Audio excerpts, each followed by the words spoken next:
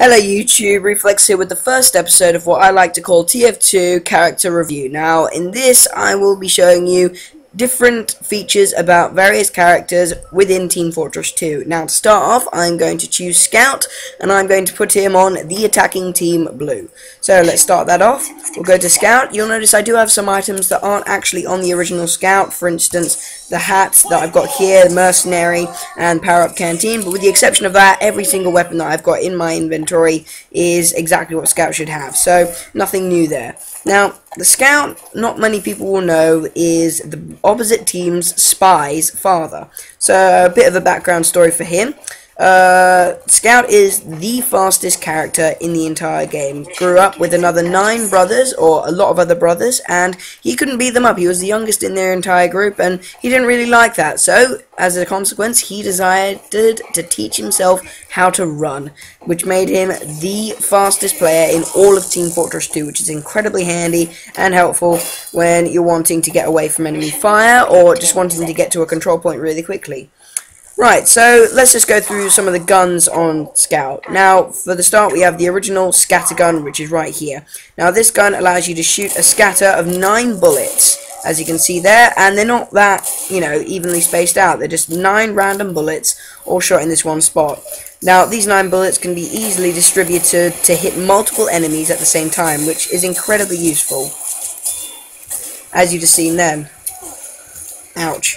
Alright, so you can hit multiple enemies at the same time, which is incredibly useful, and it doesn't do that much damage. About 3 is the average, and because there's 9 bullets, it can do a possible, if it's got 9 bullets, a 27 damage when you hit somebody.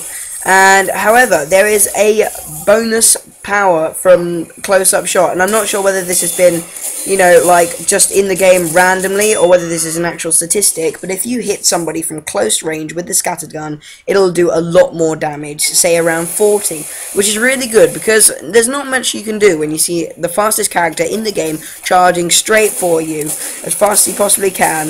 It's going to end up, pretty much instantly killing you. There's not much you can do about that.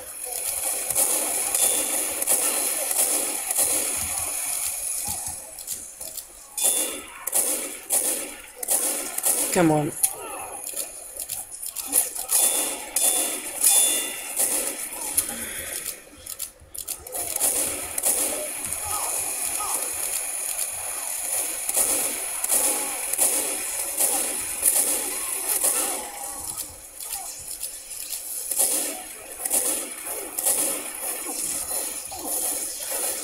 Damn it, that was a spy.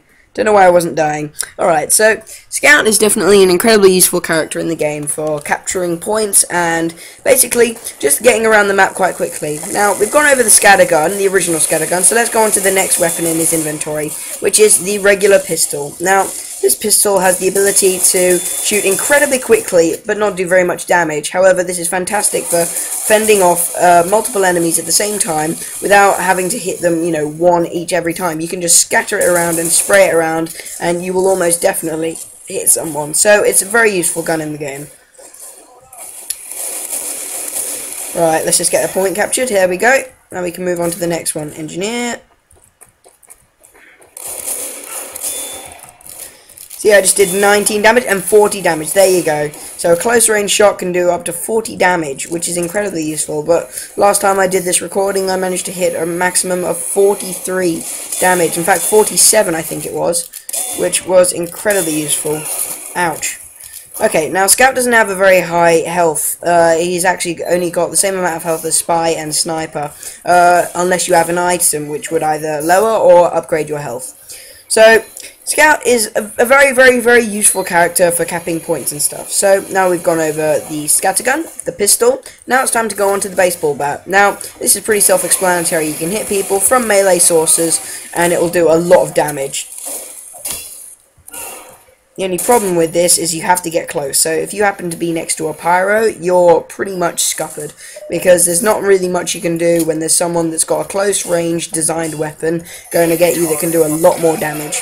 Alright, so we've just won this match, so I'm just going to show you what this guy can do in action.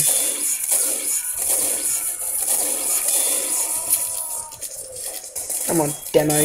There we go.